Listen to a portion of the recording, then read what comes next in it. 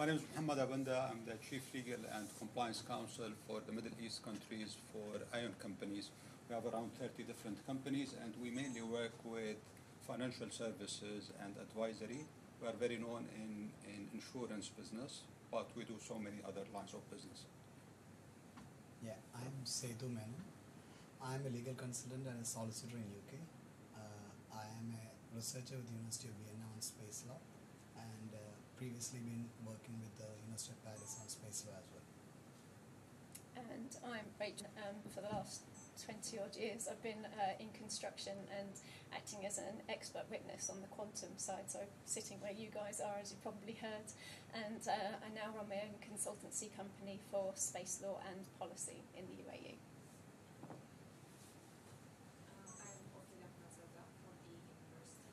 Maybe you need to click on the... We cannot hear you well. Yes. I am Ophelia Ahmadzada and I am from ADA University. I will be acting as a senior counsel for the claimant. I am Kumar Gasimzadeh. I'm also from ADA University and I will act as the junior counsel for the claimant. Hello everyone, I'm Ishita Nayo. I'm from National Law University, Mumbai, and I'm the senior counsel for the defendant. Good morning everyone. I'm Myra Khanna. I'm also from Maharashtra National University, and I'm the junior counsel on behalf of the respondents. Nice to meet you, everyone. So we can start, I guess, now. When you are speaking, your mic will need to be on the red color so we can hear you. Okay, before you start, if you can actually give us a time frame of each one of you, would be good, and you are supposed to keep inside the time frame. Okay. Sure. Yeah. We shall be pleased at the court to allocate 17 minutes as a speech for time. You. For each of for us. For the senior counsel, 17 minutes? Both of you? For both of us, 17, each of us, and 5 minutes for each of us for rebuttals. Rebuttal, okay. We will also be taking 17 minutes for the speech each and 5 minutes for the rebuttals. Okay. So in total, 90 minutes, 45 minutes between the teams, and if you want to change this, that's fine. Each team can decide accordingly. Whenever you are ready, counsel. Also, we wanted to ask if we can use the phone for time allocations. I couldn't hear you. We wanted to ask if we can use the phone for time allocations as well. Sure. Thank you. You can, but we'll also be keeping our eye on it for you as well. So I can start. Good afternoon, honorable judges and respectable audience. My name is Ophelia Ahmadzada and I am a senior counsel representing Ms. Artemisa Stratea in today's proceedings, along with my co-counsel, Ms. Humar Gasimzadeh, junior counsel. We are presenting the case of Ms. Artemisa Stratea against Solar Dream Inc. We shall address two grounds of the claim and counterclaim respectively. Regarding the first ground, we shall address that the grossly inadequate safety protocols of the defendant constituted both tort under applicable law and breach of contract. And my co-counsel shall present the counterclaim of the defendant that the defendant's loss of reputation was caused by its deficient safety protocols. And we shall allocate 17 minutes as a speech time and 5 minutes each for rebuttal. Your Honors, at the heart of this case lies profound injustice and the critical importance of upholding contractual obligations of the parties and protecting the individuals from economic harm caused by negligence.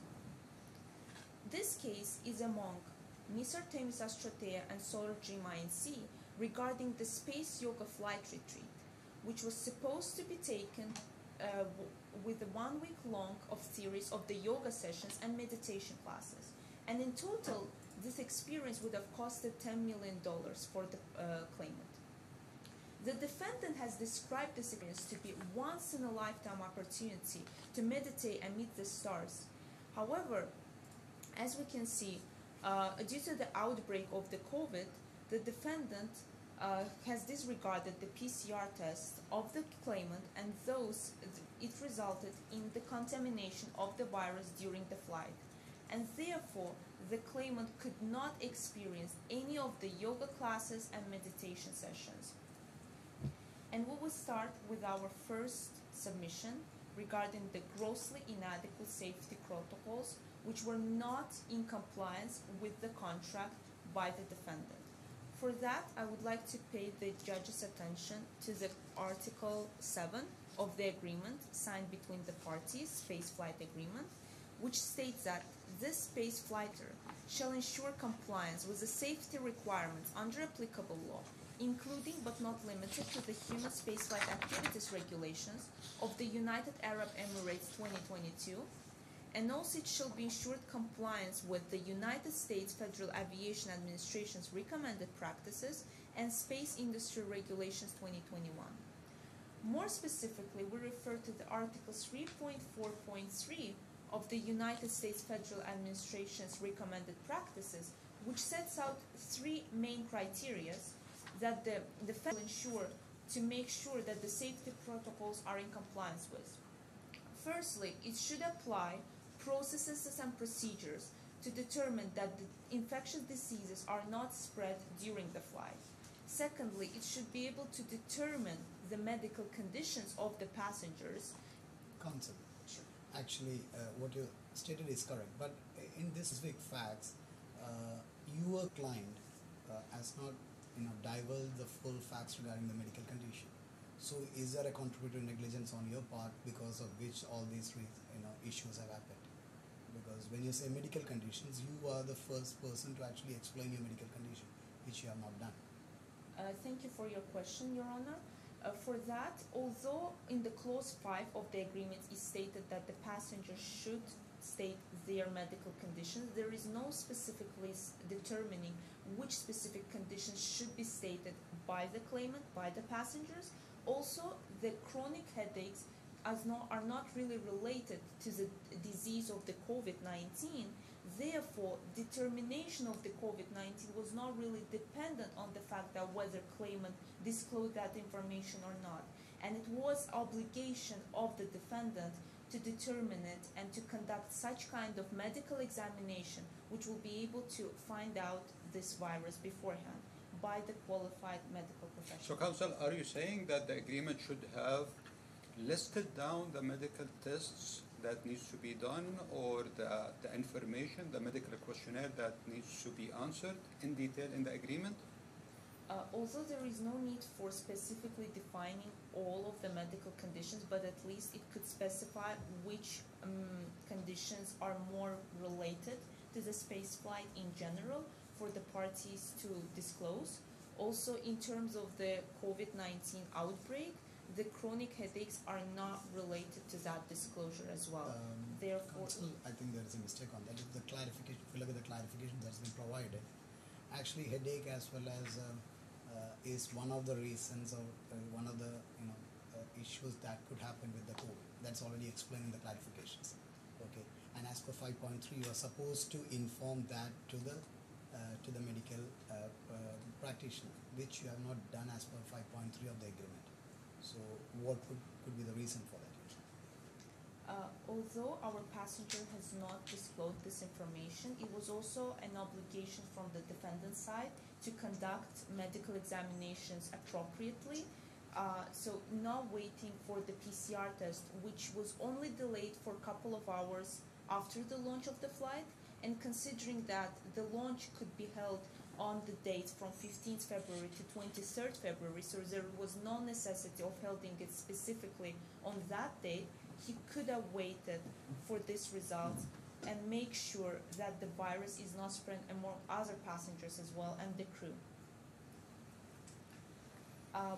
Also, based on the governing law, namely Article 66.1 of the DIFC law number 6 of 2004, contract law, we state that the obligee may reject an offer to the performance at the time the performance is due, regardless of whether such offer includes a guarantee as to the balance of the performance.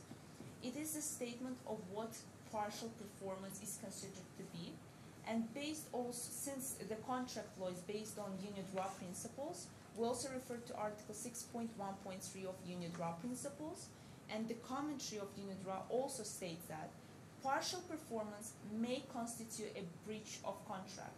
In our case, since the defendant has not performed all of its obligations and conducted medical examination partially and disregarded the PCR results, we claimed that this is a partial performance from the defendant's side, which constituted a breach of contract in our case. So could you please explain it from a legal point of view? How do you see the partial performance could be a breach of a contract? As stated in the guidance, in the commentary of UNIDROIT principles, it is determined that since a partial performance does not meet all of the obligations of the contract specified by the parties, it may lead to the breach of contract. It may constitute breach of contract. In our case, obligation of the defendant to conduct medical examination by qualified professional was not considered to be in compliance with the contract, since firstly he determined only a nurse for that and not a qualified medical professional, and he disregarded the delayed PCR test and took only into account mandatory flow test, relying simply on advice of the nurse. Therefore, we state that this is a partial performance. Now, you are handling this argument under the breach of contract or partial performance of the obligation under the contract. So I want to understand exactly your point of view here. Are you arguing that this is a breach of the contract or partial performance of the contract? We are stating that this is a partial performance which may constitute a breach of contract in our case.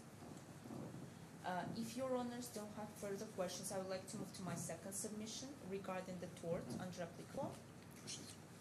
We state that the defendant has liability in negligence in our case, since he has not provided the space flight to the claimant, which resulted in the loss of profit on earnings of the claimant. Article 17.1 of the DIFC law number 4 of the 2004 law of obligations state that the liability of negligence occurs when the defendant owes the duty of care to the claimant, when the defendant has breached that duty of care to the claimant, and thirdly, when that duty of care resulted in the loss of earnings for the claimant. And to determine whether the defendant has actually owned... Counsel, is there anywhere in the agreement which actually the provider guarantees the claimant that she could earn a particular amount from the... was there anything in the agreement which actually guarantees an earning for the claimant? Thank you for your question. For that, we state that since defendant knew that the claimant is an extremely well-known YouTuber, and one of her main purposes for taking this space flight was to film and to be one of the first YouTubers to film the yoga sessions and meditation classes in space, therefore the defendant could have reasonably understood that it would lead for the loss of profit for the claimant, and also she has made a huge advertisements about it. He also could have known that it will result in the loss of profit in terms of not being able to film these videos, and also from this advertisement that she has made. Article 18.1 of the DIFC law of obligations states 3 criteria which should be taken into account when determining whether the duty of care is owned by the defendant. So firstly, we state that it is reasonably foreseeable whether the defendant could have caused the loss. Secondly, the relationship between the claimant and the defendant should be sufficiently proximate. And thirdly, it should be fair, just, and reasonable for the defendant to owe the duty of care.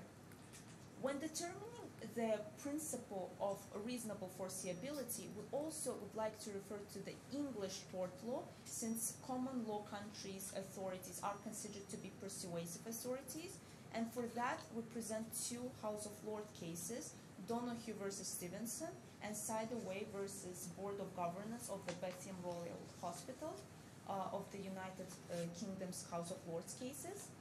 In this case, the principle of negligence was explained as taking reasonable care to avoid acts which you can reasonably foresee would like to cause the loss to the party. In our case, not providing the space flight and the whole space flight which was taken, although not the 1 week but 4 days, all of the yoga sessions and meditation classes went ahead without Miss Artemis Astratea. Therefore, she was deprived of the ability to film any video channel, and those not being able to make any earnings on these videos and advertisements that she has made. But would you not suggest that the exact same criteria that you're putting forward is the exact same criteria that could be put forward for Miss Artemis as well, in that she should have been reasonably foreseeable that the headaches would have been something that she should have discussed, or at least advised? In our case, we don't see that the chronic headaches should have been disclosed by the claimant in terms of determining the COVID-19 variant, since the defendant in the same way could have understood that not waiting for one of the main tests for determining the virus would have led to the spread of the virus on the flight, and also defendant should have realized that it may lead to the further consequences as transmission to the passengers and the crew, which performs crucial safety operations on the flight, which can lead to the further consequences. And the link between the headache and COVID-19, who decides if they are connected or not, if there's any connection between the headache and the COVID-19? So your client decided that there's no connection between the COVID-19 and the headache. This was her judgment, supported by any medical opinion? It was not supported by medical opinion from the claimant side, but the defendant, as stated in the contract, all medical examinations are provided by the designated qualified professionals, medical professionals from the defendant side.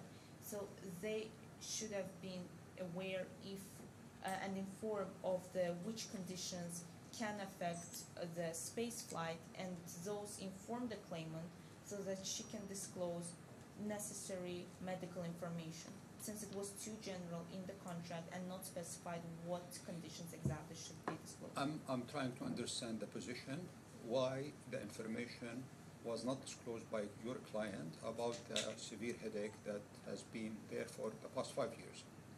So I would like to understand the rationale behind this, not disclosing this information.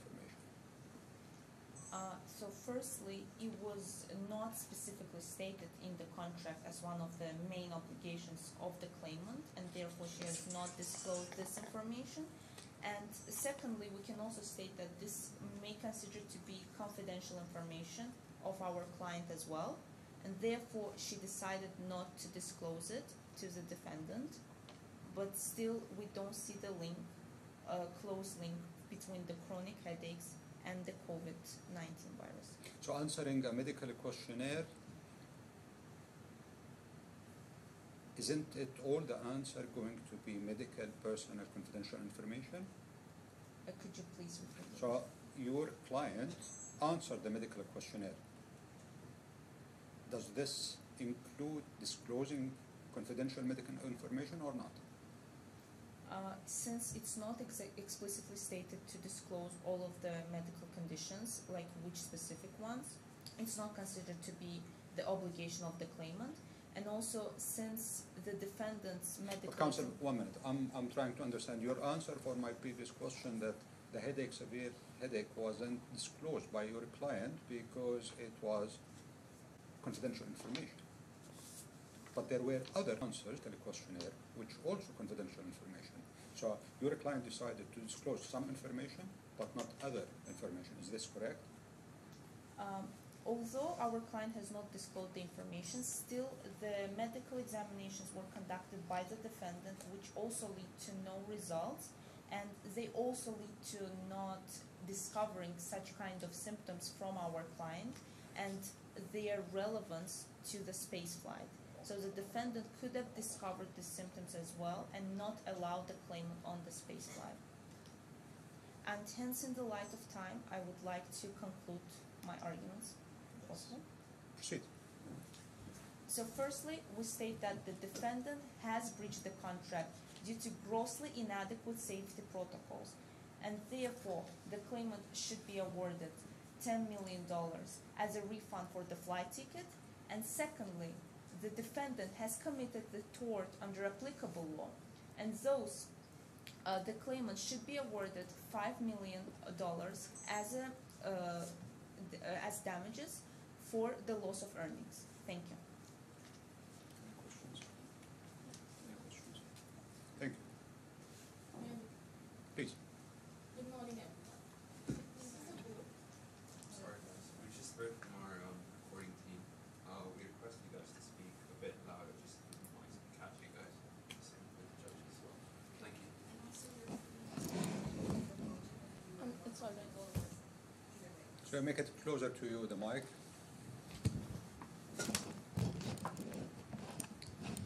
Good morning, everyone. If it pleases the court, my name is Ishita Nair, and I am appearing as a senior counsel along with my co-counsel, Ms. Myra Khanna. Together, we represent the defendant, Solar Dream Incorporation, in the present case. I will be taking 17 minutes of the court's time, reserving 5 minutes for the surrebuttal. Your Honours, I'm sure you are familiar with the facts of the case. I would like to seek permission to move on to my contentions. In the present case, the defendant has two grounds. Firstly, that the defendant has not committed a contractual breach nor a tortious wrong and is not liable to pay $15 million to the claimant. Secondly, that it is in fact the claimant who has committed a contractual breach and is liable to pay $5 million. This counterclaim will be dealt by my learned colleague, Ms. Khanna. The counsel will be dealing with the first ground on two contentions. Firstly, that there was no contract, and secondly, that there was no tort. I will now be dealing with my first submission that the defendant did not commit a contractual breach in the form of three contentions. Firstly, that the non-performance happened due to interference on part of the claimant. Secondly, that the principle of assumption of risk shall apply. And thirdly, that misrepresentation on part of the claimant acts as a defense to any claims of a contractual breach. I will now be addressing my first submission.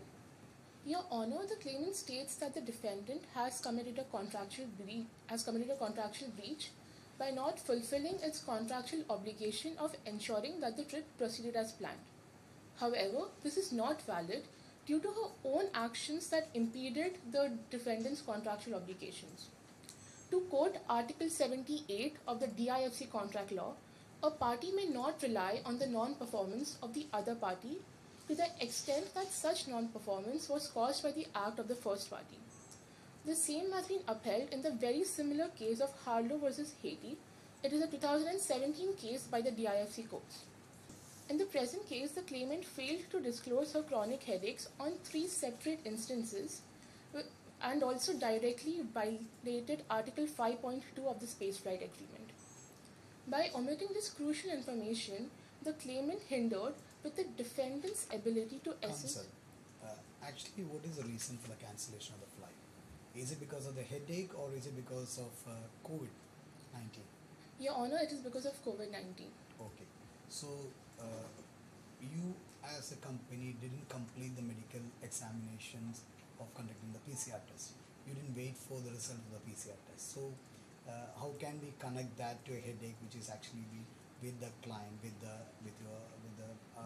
claimant for 5 years because the COVID didn't actually was there for 5 years? Your Honour, we did not wait for the results of the PCR test because of the conduct of the other party. We were not at a heightened risk of awareness because all of the passengers, including Ms. Artemis, had declared on 3 separate instances that she was not suffering from any medical conditions or symptoms. Exactly. On that point, the company actually need to do a proper medical examination as per the UAE law, as per the US law, as per the UK law, which is actually based upon which the contract has been entered. So it doesn't actually specifies on a voluntary declaration from the travelers. It has to be conducted by the company. So even if they missed, you are actually expected to find it out through proper examination.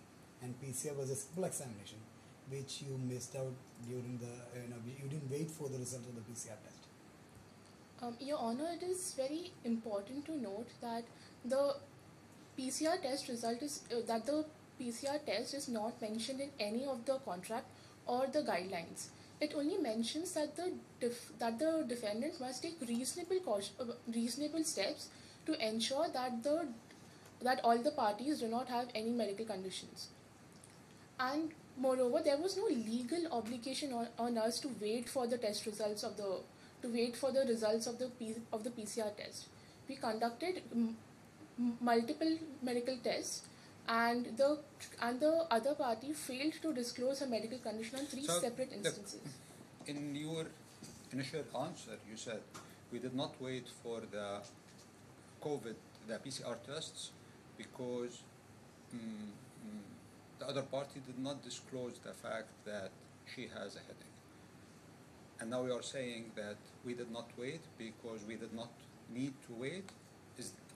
I need to understand which argument is your answer to the judge question.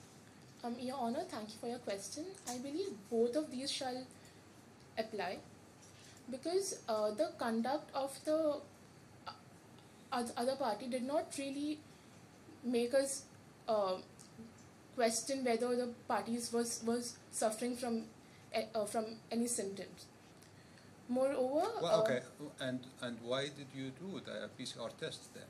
No other passenger declared any reason for doing the PCR tests. Your Honor, we made this decision based on the assessment of the nurse on duty, who was a medical practitioner. This was based on her assessment that a lateral flow test was sufficient statistically to rule out any serious risk that any of the passengers might have COVID-19. And who made the decision to make the PCR tests? Your Honor, it was the defendant. So the nurse overread the decision by the defendant to do PCR tests because she believes there is no need to wait? Your Honor, it was not just based on the advice given by the nurse, but also on other factors, such as we had a very limited time window to execute this space flight in. If I can be of no further assistance to the court, I would like to move on to my second contention. Proceed. Your Honor, the principle of assumption of risk shall apply in the present case. Assumption of risk is defined under Article 55 of the DIFC Law of Obligations. It states that a defendant shall not be liable if the claimant has willingly subjected himself to the risk on which the claim is based. The same has been stated in Article 4.1 of the Spaceflight Agreement. I request the bench to refer to page number 13 of the Moot problem. To read Article 4.1 for the bench, the passenger is aware that despite the spaceflight operator's best efforts, certain risks may still remain unavoidable. In the present case, the defendant had undertaken the best efforts that it could at that time. As the DIFC courts accept the persuasive value of common law cases, I would like to cite the case of Hall versus Brooklands Auto Racing Company. Although the facts differ slightly, it is important to consider that... Where is this case from? It's a common law judgment given by the English courts. English court. In this case, it was upheld that a party cannot claim damages if he has given his consent, whether express or implied, to the risk on which the claim is based. The claim in the present case, that the trip did not proceed as planned, was based on the conduct happened due to the conduct of the other party. Furthermore, Article 4.4 of the Spaceflight Agreement explicitly outlines that there are inherent risks which are associated with spaceflight travel. The risk in this case was the possibility of the claimant not being allowed to go on the trip for whatsoever reason. Therefore, by voluntarily participating in the trip and accepting the risk, it absolves the defendant from any potential liability. But COVID-19 is an inherent risk of a spaceflight? Your Honor, it is not. What the counsel intends to say is that the risk was the passenger not being allowed to go on the trip. Yeah, but she was allowed to go. I'm sorry, can you repeat it? She was allowed to go on the trip, right? So and the trip had to be in this cancelled. particular matter, she was allowed to travel. She was not, pulled back, or she was not allowed to travel. She was allowed to travel by the defendant. Indeed, Your Honor, but later the trip had to be cancelled because we got the test results back. Unless the bench has any further questions, I will move on to I have a question. I would like to understand this further. So, reference to Article 4.1 and the assumption of risk, I don't understand your argument here. Your Honor, what I intend to say is that the risk in the present case was the possibility of the claimant not being allowed to go on the trip. True. And because of this, the defendant cannot be held liable for any contractual breach for reasons which were beyond the defendant's control. If that satisfies the bench. Please proceed. I shall now address my third contention. The claimant's misrepresentation serves as a defense to any claims of a contractual breach. Article 29, Clause 5 of the DIFC Law of Obligation states that non-disclosure cannot amount to a representation unless there was a specific duty to disclose. Your Honor, in Articles 4 and 5 of the Spaceflight Agreement, the claimant willingly acknowledged that she was not suffering from any symptoms of a potential medical condition. Moreover, in the case of Atwood versus Small, the House of Lords held that the false representation must form a material inducement to the formation of the contract, although it need not be the sole or the decisive factor. The claimant failed to disclose her medical condition on 3 separate instances, despite knowing its potential impact on her ability to participate. Moreover, she failed to disclose it because she was scared that she would not be allowed to go on the trip. While this representation might not have been the sole factor for entering into the agreement, it undoubtedly constituted a material factor. Moreover, common law principles state that the party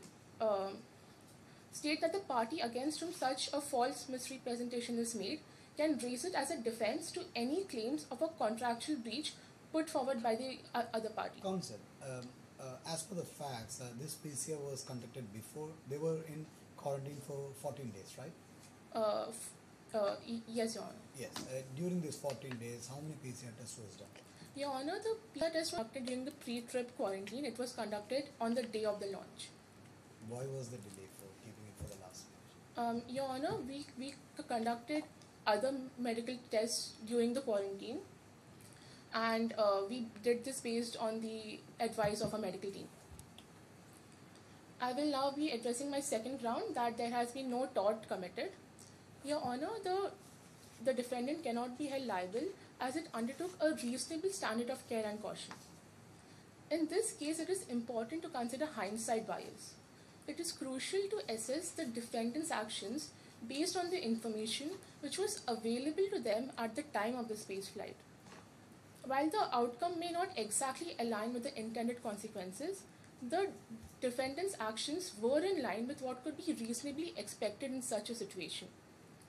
Article 21 of the DIFC Law of Obligations states that reasonable care is the standard of care which a person of ordinary care engaged in the type of activity as the defendant would have undertaken.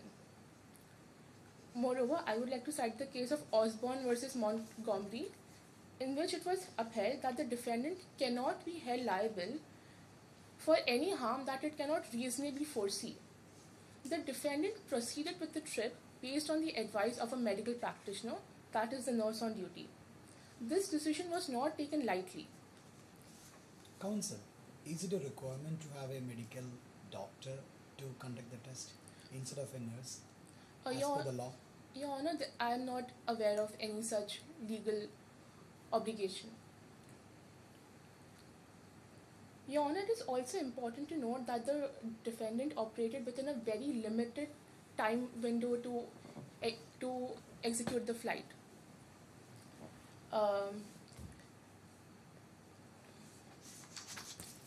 The defendant acted reasonably based on the information which was available to them on 15th Feb and made all the best that it could at that time. Moreover, Your Honor, the Ms. Artemis has absolutely no grounds to ask for $15 million in compensation. Even if they do, Article 4.5 of the Spaceflight Agreement explicitly states that the total claim for damages cannot exceed $1 million. To conclude, the defendant's reliance on the advice of the nurse and its adherence to the standard procedure So clearly... before we move, could you please provide your opinion or your reasoning behind this limitation of liability clause? Your Honor, it has been stated in the Spaceflight Agreement, which was also signed by all of the passengers. She explicitly agreed that if she were to bring up any claims against us, it cannot exceed $1 million. This is such language, is it enforceable?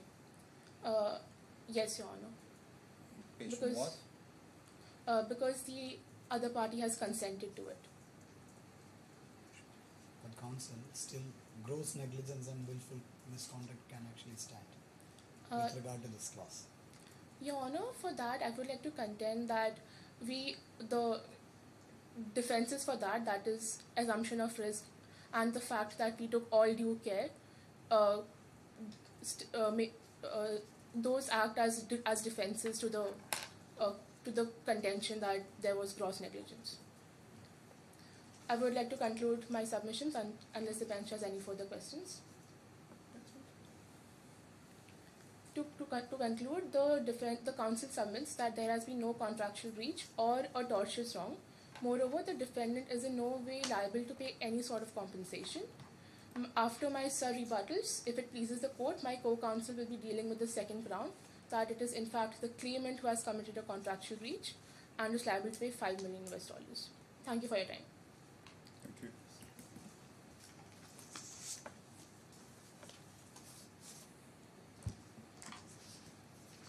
Thank you very much, Your Honors, for the opportunity to rebut on the opposing counsel's statements.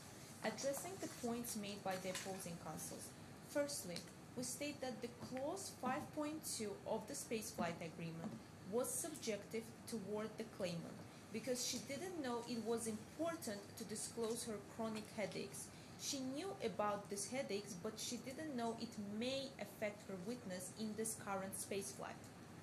As for the second point mentioned by the opposing counsel, she stated that the qualified medical professional conducted the medical examination of the COVID-19. However, they simply relied on the advice of the nurse of whether to take into account PCR test or not, and also stating that it was late to launch the flight, but in the agreement itself, in the clause 1.1, it is stated that the flight may be launched from 15 February 2024 to 23rd February 2024. So there was sufficient amount of time to take into account the PCR test and mandatory flow test both into account. As for the third point made by the opposing counsel about the COVID test was done on the date of the flight, as it was correctly also mentioned by Your Honors, that taking this test exactly on the date of the flight, considering also the delays, was too late, and the defendant could have assumed the risk and thus conducted the test a bit earlier so he can take into account both of the tests at the same time. When it comes to the limitation clause stated in the agreement, although it stays limited to damages are limited to the 1 million, we are stating that the damages arising under the tort law, under applicable law, and those they do not arise under the contract in this case. Therefore, we may consider that the claimant is awarded for $5 million. What is your claim amount? What is your claim amount? What is your claim amount? The claim is that the claimant should be awarded $5 million for the loss of the profit. Contractual point or the tortious claim? Under the tortious claim, but Okay. under the contractual claim, it should be awarded $10 million as a refund. You just for mentioned the flight. that your claim is actually not on the contract but on the tort, so there is no limitation on the contract, because as per the contract you agreed to 1 million as a maximum claim that can be made. So just now you mentioned that as per contract you are making a claim of 10 million, right?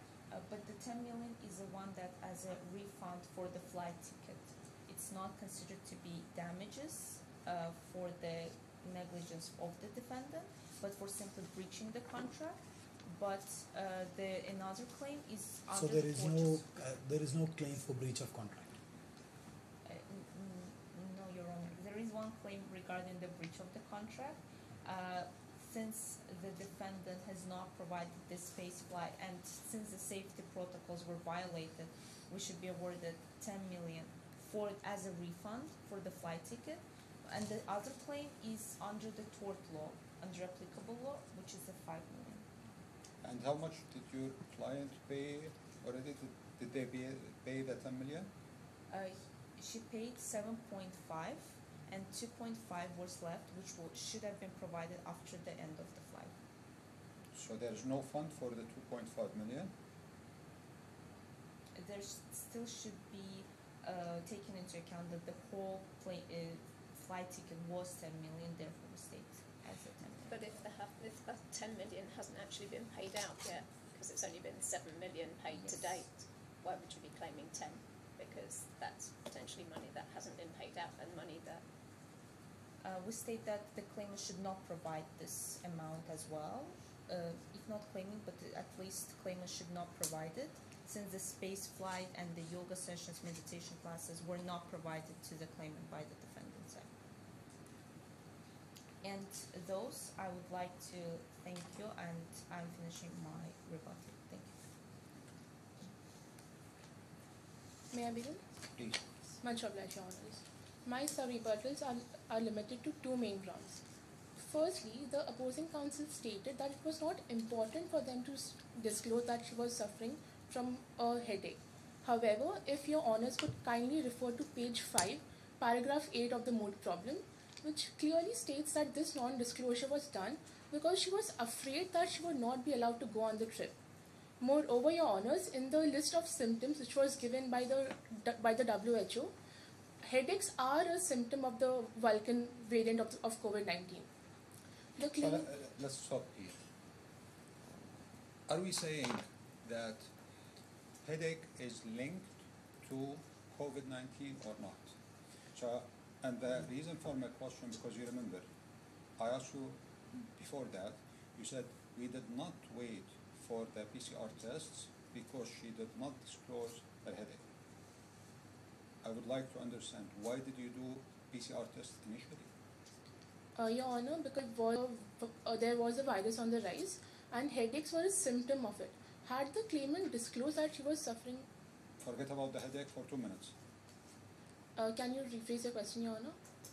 Let's not mention the headache because at that time your client was not aware of any headache. Indeed. Why did you decide to do PCR tests? Because it is a test which is generally done to check whether a person has COVID-19.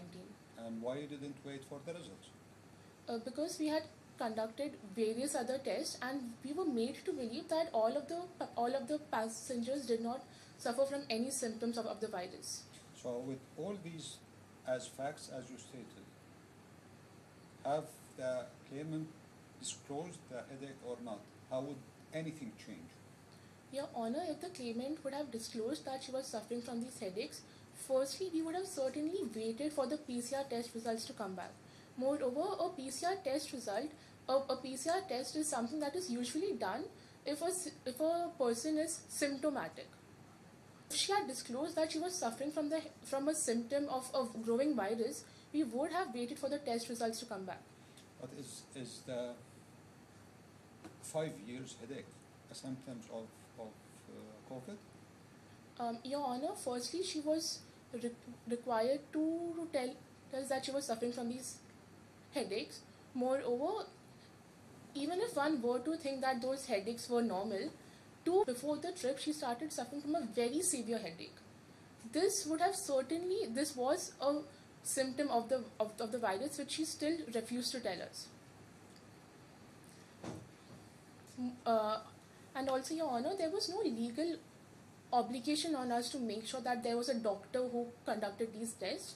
However, there was a legal obligation on the other party, as per Article 5.2 of the Spaceflight Agreement, to disclose that she was suffering from these symptoms. So are you arguing that there are no safety measures for the medical checks and the ensuring that the passengers are in a good health and fit on board the flight? Your Honor, what I'm trying to state is that we did have a legal obligation to ensure that these medical tests were being done. However, there was no legal obligation to ensure that it was a doctor and not a nurse who was conducting these tests. Moving on to my second ground.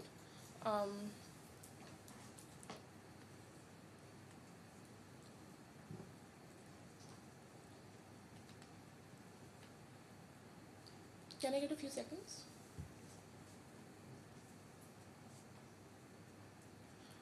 Moving on to my second ground, the opposing counsel stated that these headaches were something that was of the norm, something that she thought is so simple that it shouldn't even be mentioned in the list. However, according to the clarifications of the Moot, in the list given by the WHO, it is clearly mentioned that headaches are a symptom of the Vulcan variant of the virus. And that brings me to the end of my rebuttals. Thank you for your time. My co-counsel will be elaborating further on our counterclaim. May I proceed, Your Honor? Proceed. Am I clearly audible? If you can make it just a little bit closer to you, it would be. Is this better, Your Honor? Yes. Greetings to the Honorable Court. As my learned senior counsel, Ms. Ishita Nair, has already introduced me, I am Myra Khanna. I am the junior counsel, appearing on behalf of the respondent. If it may please the court, over the course of next 17 minutes, I shall be presenting the counterclaim. My learned senior counsel has also already presented on how the defendant is not liable to the claimant for a breach of contract as well as a tort. I will be presenting the counterclaim before this honorable court on how the claimant is, in fact, liable to the defendant for a breach of contract. Your Honours, I am submitting this on two major grounds. Firstly, we argue that the claimant had a duty to disclose her underlying medical condition as well as symptom. And secondly, by failing to do so, she has breached the agreement entitling the defendant to damages. Proceeding with my first submission, Your Honours, we argue that the claimant had a duty to disclose her underlying medical condition, that is, her headaches, as such an obligation not only finds its place expressly under the agreement, but it's also something that is an implied obligation, something that was reasonable. Correct me in the agreement where it says that the claimant has to disclose headache. Your Honours, if you may just rephrase the question. So you said in the agreement there is an obligation for the claimant to disclose that she has headache. Your Honours, if I may just rephrase my previous submission. Our position is that under the article, more specifically under Article 5 as well as 5.3, there is an obligation on the claimant to disclose any underlying medical condition or any symptom of a potential medical condition. The headaches, the chronic headaches, in fact, that the claimant had been suffering from do fall within the scope of both of these articles. And in fact, for that, if I may just direct the attention of the court to page number 14 of the Moot problem. To read with the Honourable Court from paragraph 5.2 of the same. The passenger declares and represents that, to the best of their knowledge and belief, that they are not aware of any medical conditions or symptoms of a potential medical condition that may affect their fitness for space travel. Counsel.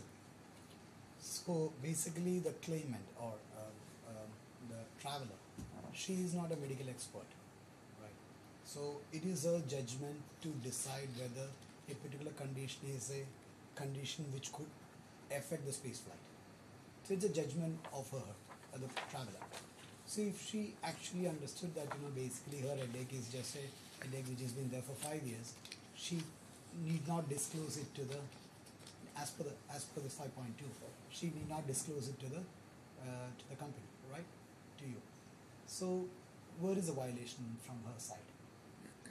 Your Honours, to address your concern, if I may just highlight two aspects of Article 5.2. Firstly, that there needs to be a representation to the best of her knowledge and belief. And secondly, it needs to be made of a medical condition that may affect her fitness to participate in space flight. Now, such clauses are quite common when it comes to insurance contracts as well. The standard there is also that to represent to the best of their knowledge and belief. The leading opinion on this, that is the interpretation of courts on such articles, the courts decide to focus on what the person that is applying for such insurance contracts, agreeing to such clauses, honestly believed to be true about their health, rather than how important or material the information is to the insurance company. In the present case as well, it does not matter whether or not the chronic headaches disqualified the claimant from participating in the spaceflight or not, but rather, to her best knowledge and belief, was she aware on the date of signing the agreement of such existence of a chronic illness? And secondly, in any case, even if the claimant was not aware... Maybe she felt that this did not affect her travel. This is not actually, it's a simple headache which she is having for 5 years and which will not affect her space travel. So maybe that's the reason she decided not to disclose it. Because it doesn't actually make it compulsory to disclose everything. It only clearly says that which may affect the fitness. So maybe that's the reason she didn't disclose it. Your Honours, then our position is that any reasonable person in the claimant's position would have still approached the defendant to inquire whether or not such a chronic headaches would in fact disqualify her from boarding the spaceflight or not. For that, if I may just draw the attention of the court to the fact that the underlying reason of such chronic headaches is not even known. Now, according to the WHO Atlas of Headache Disorder of 2011, the underlying reason could range anywhere from simple everyday stress to serious neurological infections. Thereby, according to the Space Tourism Guidelines of the Aerospace Medical Association that the opposing senior counsel also quoted, the defendant in the present case that is followed by service providers like the defendant in the present case, actually serve for an immediate ground of disqualification for a participant from space travel. The claimant, Your Honours, was aware as per of this 5.1, counsel, as per 5.1, you were supposed to evaluate all the participants for qualified medical professional, and you have a very good qualified professional which has been assigned for doing the testing as well. But did he ask the client, the traveler, about the headache? For that, if I may just draw the attention of the court to page number 8 of the record. Page number 5 of the record. More specifically, para 8 of the same. And to read for the court from the 4th last line, following this, that is signing of the agreement, Artemis was asked to meet with a specialist doctor from Solar Dream's team who conducted a physical examination and carried out a few tests to check her fitness level. Artemis made no mention of her chronic headaches because she was afraid that Solar Dream would not allow her to participate in the retreat. Claimant was also given a questionnaire to fill out all the chronic illnesses that she is suffering from or had previously been suffering from, and the mention of such chronic headaches were again not mentioned by her. This is also in breach of the second line of Article 1.2, which calls for such disclosure of... The counsel, I might be able to digest all your arguments if you start by providing me with your opinion and your legal assessment for the second part of Article 4.3 from the agreement, which says the passenger agrees to undergo any necessary evaluation and recommendation provided by the spaceflight. So, the way I see it, this is initially an obligation on your client, and then if you can clarify how this was satisfied from your side, then I can focus more on your other arguments and why that the other party might not have done what they should be doing according to Article 5.2, 5.8. Please go ahead. Your Honour, our position is very simple. There is no legal framework as to determine my client's in conducting all of these medical fitness. Even the law that my senior opposing counsel also quoted, the one applicable in the United States. Before going there, not being able to decide if one of the passengers have COVID-19 or not, this is, in my mind, and according to this paragraph, is a big obligation client. Your client should have detected that one of the passengers has COVID-19. I need to understand your argument before moving to not disclosing other facts, but first there is an obligation according to the agreement here on your client to do all the necessary checkups to ensure the safety and the suitability of all passengers before boarding to the flight. Your Honor, our position on that front is also very simple, as even advocated by my learned senior counsel. For the defendant to properly carry out all the medical fitness tests and examination, the claimant was required to disclose her underlying chronic illness and headaches. Why? It forms a part of the medical fitness and examinations, Your Honor. Continue, please. Moreover, it's not only of just Article 5.2, but further Article 5.3, and to read for the Honourable Court from the very first line of the same article. The passenger undertakes to promptly inform the spaceflight operator if there is any change in their medical condition or if they become aware of any medical symptoms that may affect their fitness for space travel. This includes any changes that occur between the time of initial medical evaluation and the scheduled launch date.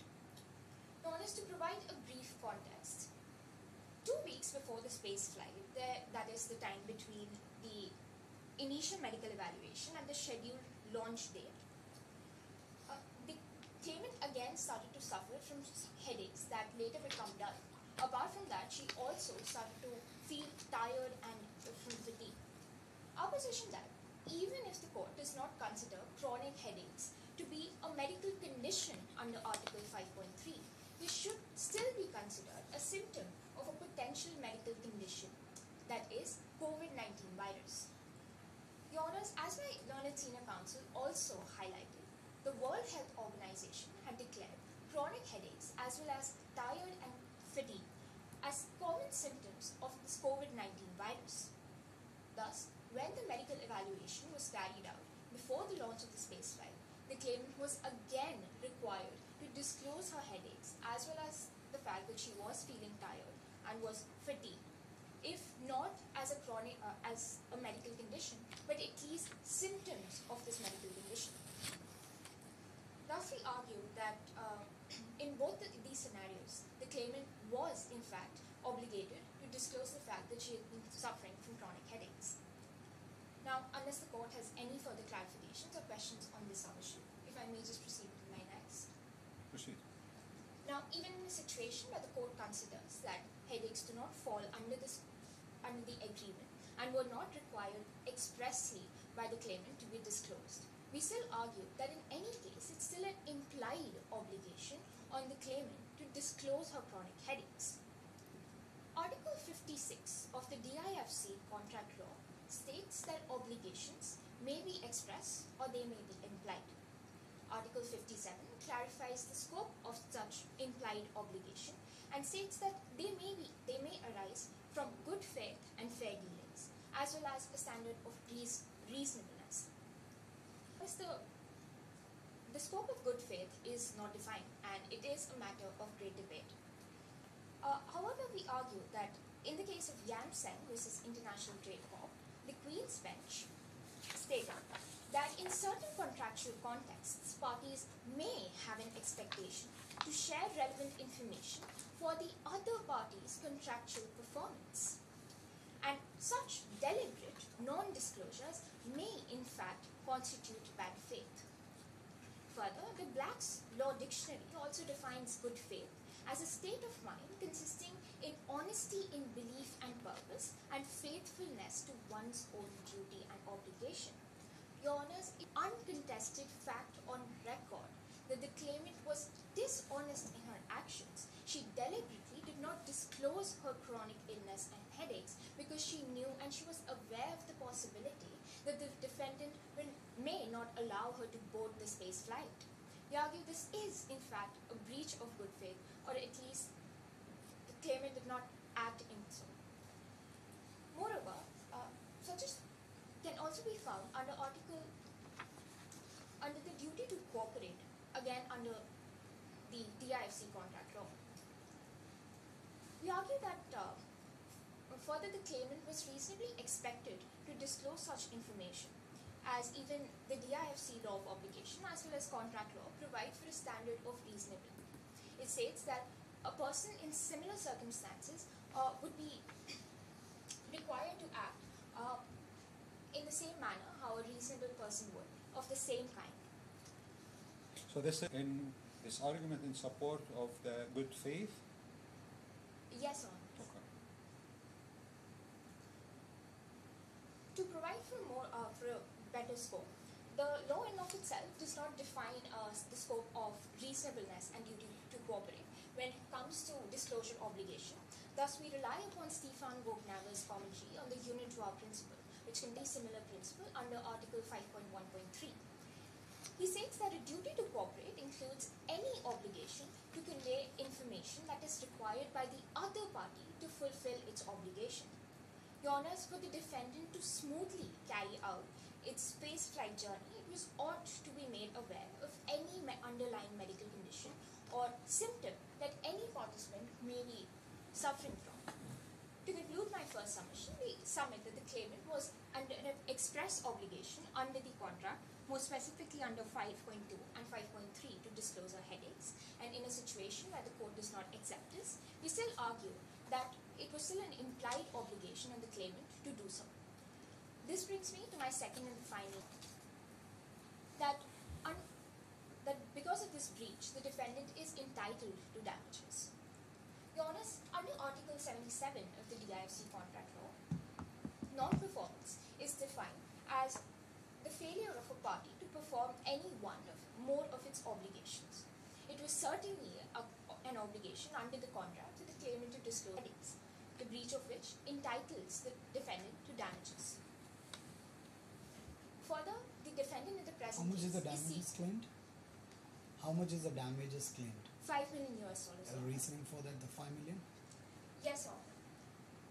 In the present case, the defendant is seeking damages worth $5 million as because of breach of contract, and subsequently, she also caused a reputational loss to the defendant by giving a widely But publicizing it was the fact. specific that it's on contract. The claim is on contract, right? The claim that is made is for the violation of the contract.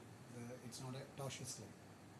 For the violation of the contract as well as a reputational loss that the claimant caused by widely publicizing the fact it was a premature cancellation of the space flight.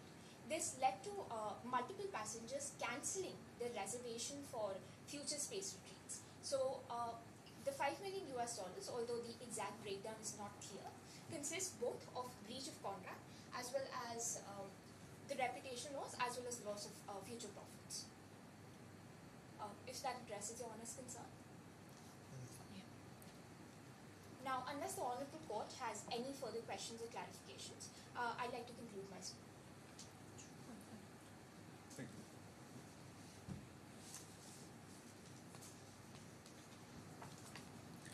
Good afternoon, Your Honor and esteemed colleagues. My name is Kumar Gasimzadeh.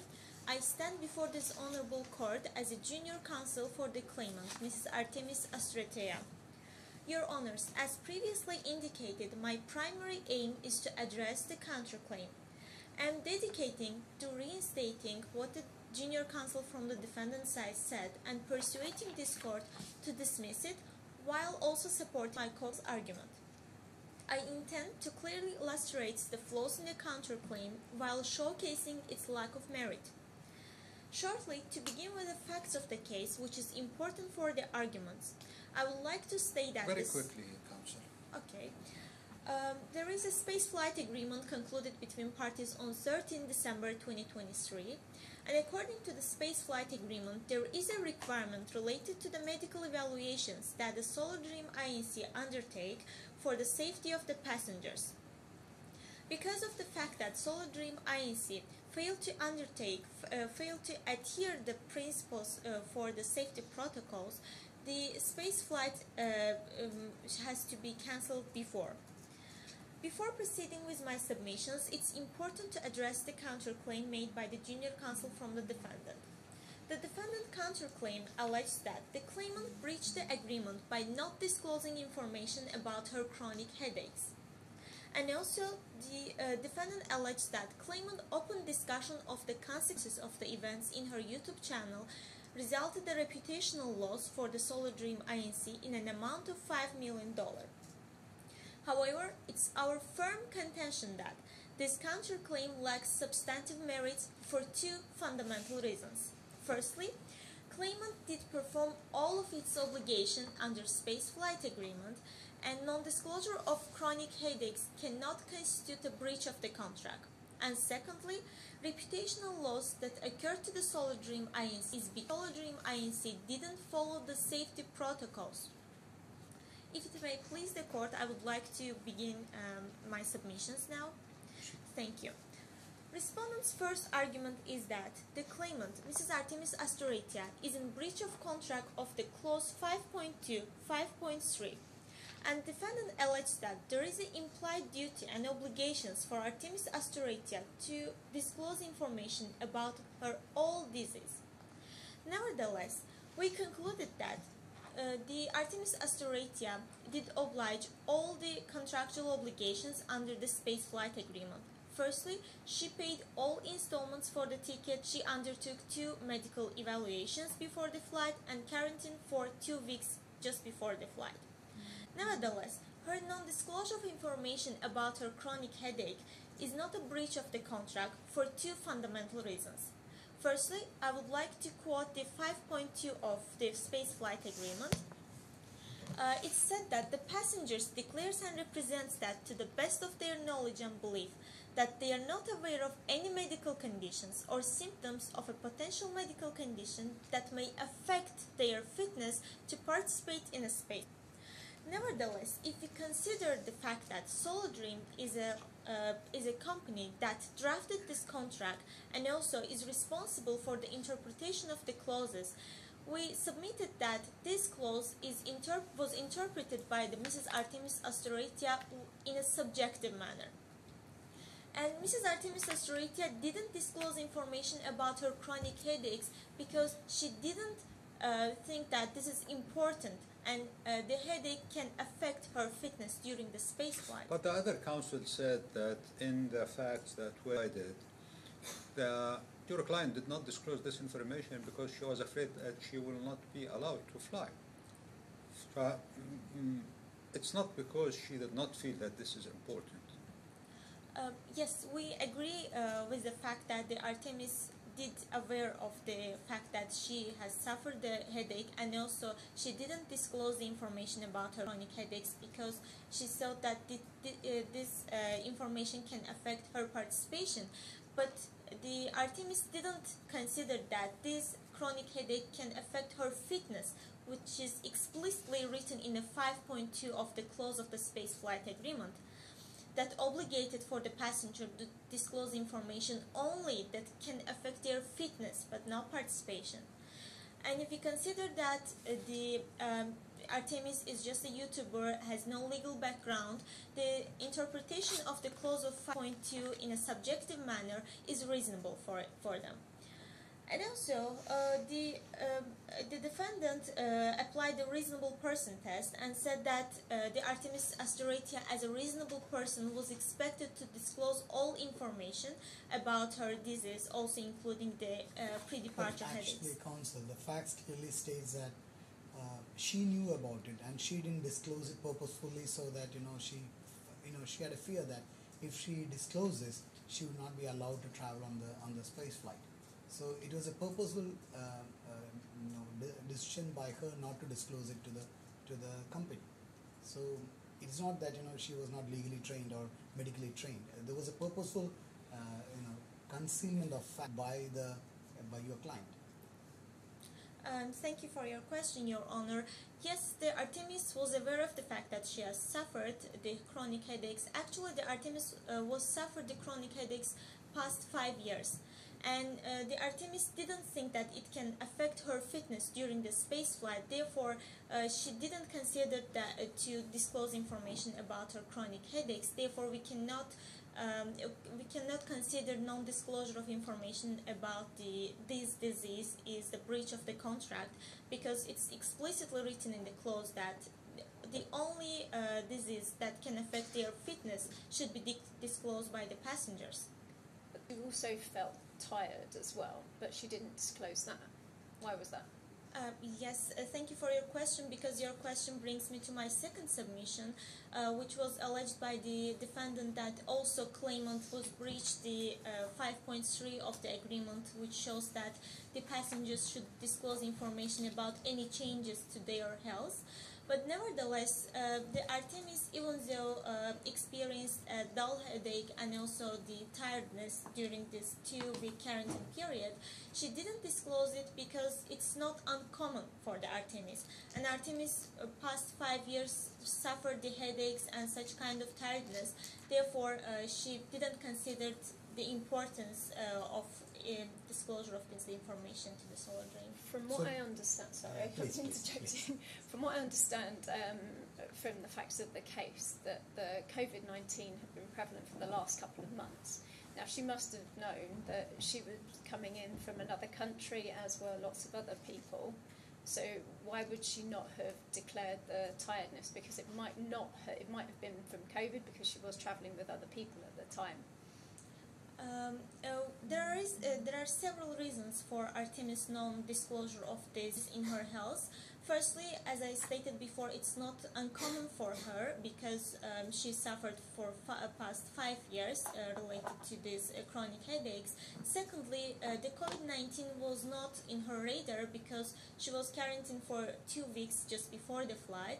And thirdly, she flew from the Montreal to Dubai, which was a long distance, and it can affect her health, and it can create a tiredness and also the headaches on her.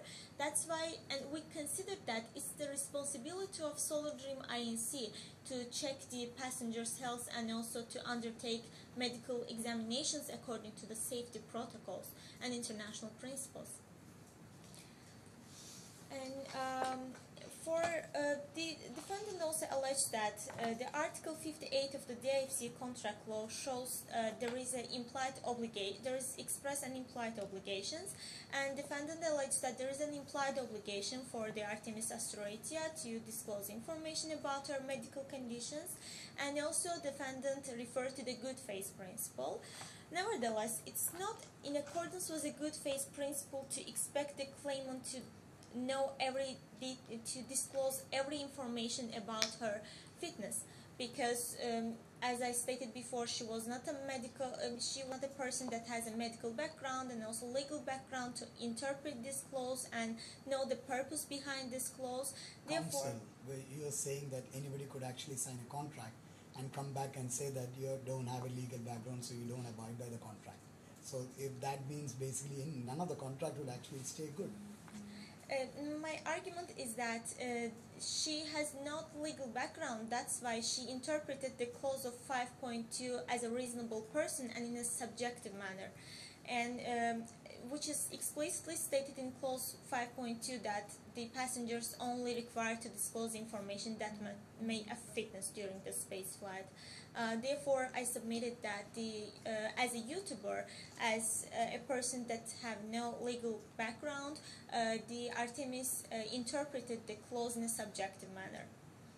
And it's my legal basis for that is Article 49.2 of the DIFC law number 6 of 2004 contract law, where it is stated that the clause of the agreement has to be interpreted in accordance with the intention of the parties, and the intention of the parties, if it's not clear, it should be interpreted in accordance with... Counsel.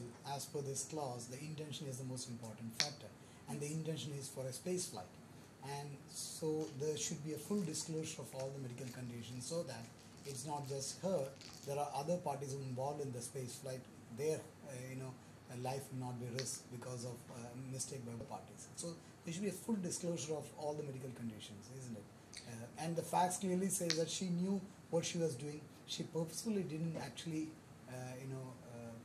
specify about a medical condition because she knew that if she actually declared, she might not be allowed in the space flight. So there was a proper concealment of the facts by your client. We support the idea that you mentioned that the main purpose and main intention is what.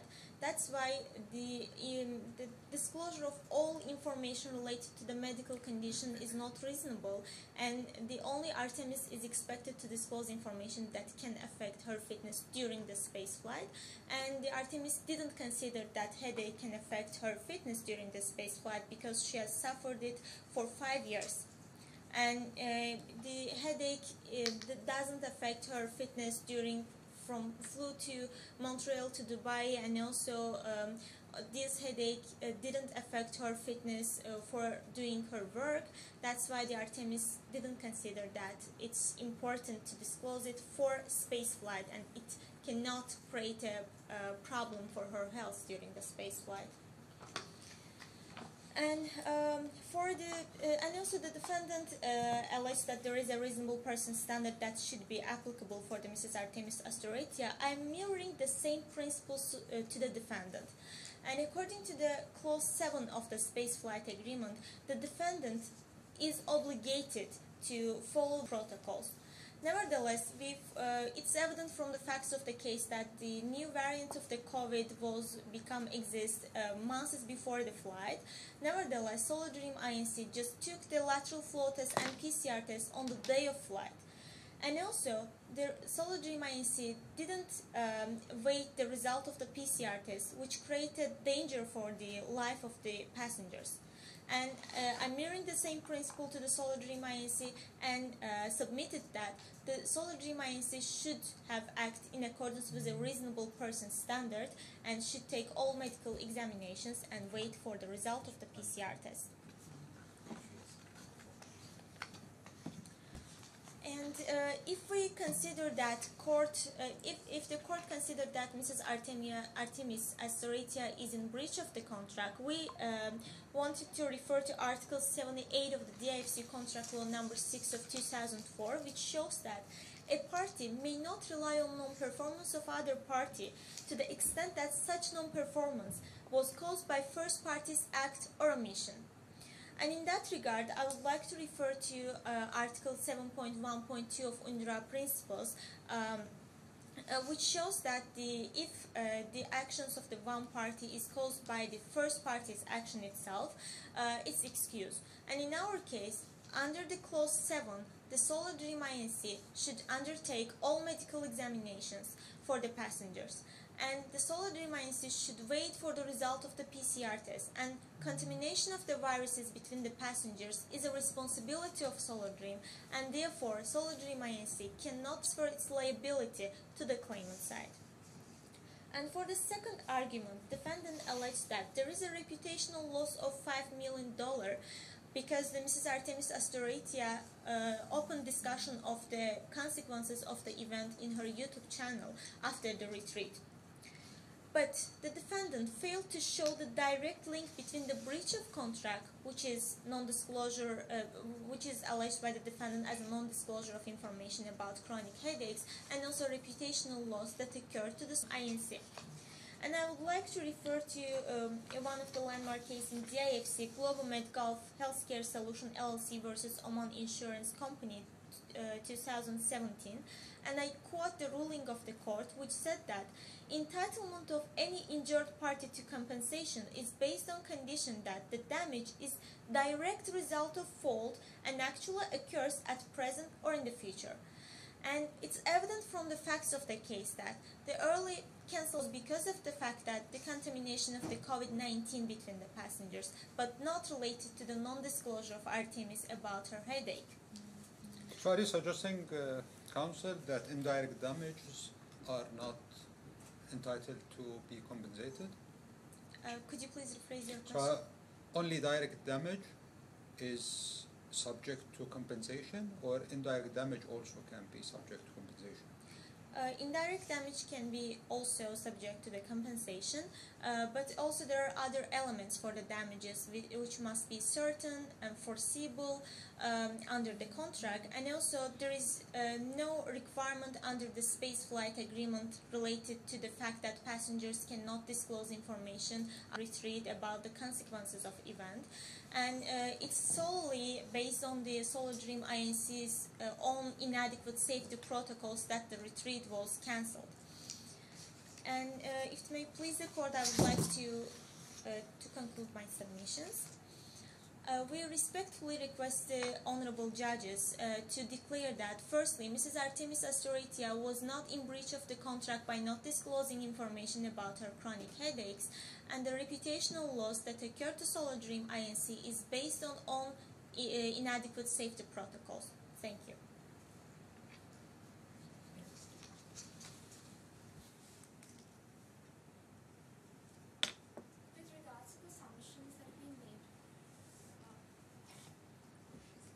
With regards to the submissions that have been made by my learned opposing counsel, the counsel appearing for the defendant only has two rebuttals to make in this regard. See, with regards to the reputational loss, we argue that the defendant is seeking damages for the reputational loss as the claim arises not from the disclosure or the non-disclosure of the headache that constitutes a breach, but the fact that after the premature cancellation of the flight, the claimant went on her YouTube channel and dragged the name of the defendant, so much so that it caused extreme reputational loss, not only in Dubai but also globally, which led to multiple passengers cancelling their reservations about future space retrieves. So it's a claim on defamation? Is it a defamation claim?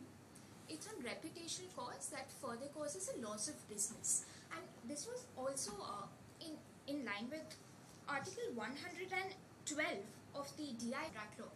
We are relying upon the DIFC court recent interpretation of it in the case of IDBI Bank Limited versus Amira Food International. To provide a brief facts, Amira Food contracted a company to supply rice which was financed by the IDBI Bank via letter of credit. The bank failed to pay the Amira supplier, and the supplier cut off all the shipments. Consequently, Amira had to procure rice from another supplier at a higher cost and had to renegotiate it at a higher price. Amira claimed a reputation loss because of the bank's breach, which caused significant disruption to their supply chain. The disruption, as well as the need to source the rice at a higher cost, was widely publicized. The evidence that Amira actually put on record was still deemed to be unsatisfactory by the DIFC court under Article 112 Clause 1, which provides the harm to be certain and reasonable. However, the DIFC court still granted Amira $10 million in damages by bringing the case under Article 112 Clause 3, which provides for harm to be of uncertain, however, can still be granted at the discretion of the court. So our position is simple, that even in the situation where the court considers that the harm caused from the reputation loss cannot be computed, it's still at the discretion of the court to still grant the defendant in light of the circumstances. Coming to the second rebuttal, with regards to the standard of reasonability and so to be exercised, we argue that the standard to be exercised for medical examination is that of reasonability and not of perfection. And my client simply did that. Even in a situation where the court considers both the parties to be at fault, the degree of fault of each still needs to be considered. Perhaps my client failed to exercise this reasonable care at just one instant of not waiting for the PCR test, still relying upon the nurse's representation. But on the other hand, we have the claimant who not on one, not on two, but three different occasions failed to disclose that she had been suffering from chronic headaches. This led to the premature cancellation of the space retreat, not only for the claimant, but for the rest of the passengers as well. With that, and unless the court has any further clarifications, I rest my two rebuttals. To the last point you have mentioned, if the claimant disclosed not 1, 2, 3 times the fact that she is suffering of headache, the flight would have still might be flew. But if your client waited for the PCR tests, the flight wouldn't have left. Is this correct assumption? Your Honours, on 14th February 2024, my client was reasonably led to believe that it could rely upon that PCR test because of the representation that had been made by the opposing claimant. Even in a situation where the court considers that there is non-performance on my client, it has still been caused by the other party's failure to disclose the headache. Guys, thank you very much. Both teams were very good. Congratulations. Actually, Yeah. Sir Roberto from. Oh, sorry, please go ahead. Thank you very much, Your Honors, for the opportunity to rebut what the opposing counsel said. The junior counsel from the defendant side shall begin stating the fact that claimant caused a reputational loss for Solitream INC by disclosing the consequences of the retreat in the YouTube channel and resulted in 5 million reputational loss for Solitream INC. Nevertheless, it's clear that the damages should be certain, personal, foreseeable, and also direct. In our case, the causal link between the damages occurred to the Solitream INC and actions of the Artemis is not direct, and there is no the early cancellation of the risk solely of the inadequate safety protocols of the Solitream INC and was not related to the non-disclosure of the headaches by Mrs. Artemis. And for the second rebuttal, the counsel from the defendant said that the degree of fault of the parties should be taken into consideration when examining whether the excuse of the failure is applied or not. And also the defendant said that there is 3 different occasions that the Artemis didn't disclose information about her chronic headaches. Nevertheless, we also take into account the importance of the clause that breached by the parties, and it's clearly. But there was 3 instances, right? Did you accept the fact that there was 3 instances where you didn't actually disclose the condition?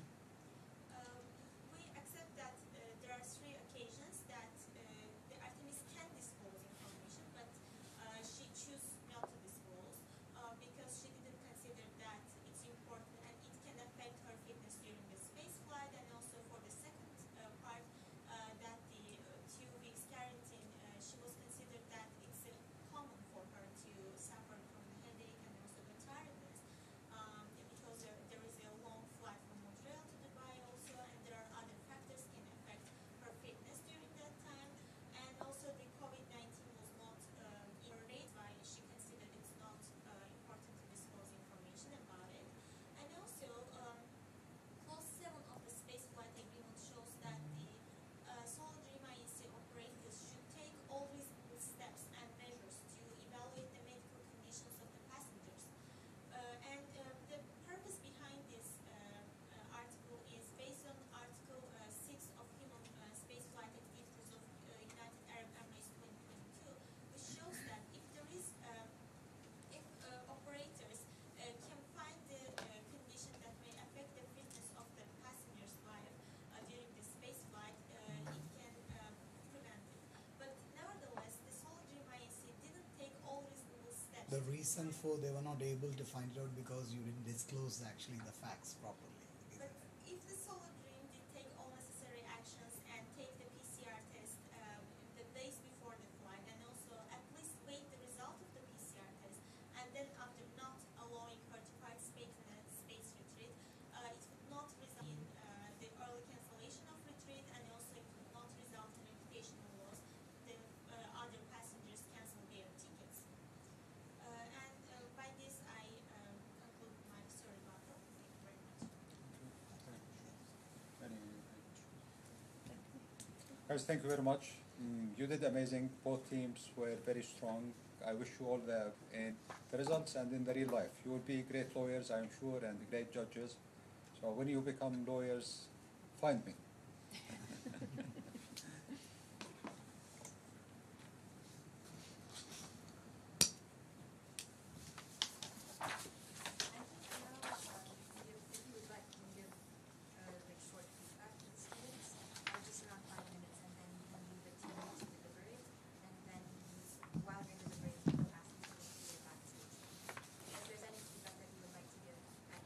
So maybe I can sometimes in your attack to the issue you are addressing, you should acknowledge there was something your opponent will be using against you.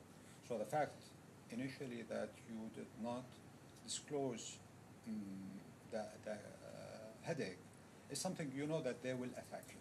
So this is the point. Every team, every session will be your weakness. So a good lawyer will understand their position, strength and weakness, and will start with both arguments, providing we know that our client did not disclose this information, and that's on the basis of it. You covered this, but maybe keep in mind strategy that the facts, everybody in the room has the same facts.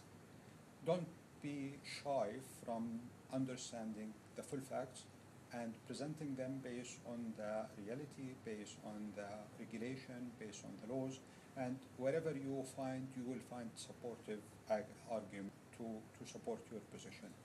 On the other side, you have a very good defense, but at certain point you did not tackle the issues of the relationship between hiding the information or not disclosing the information and the consequence.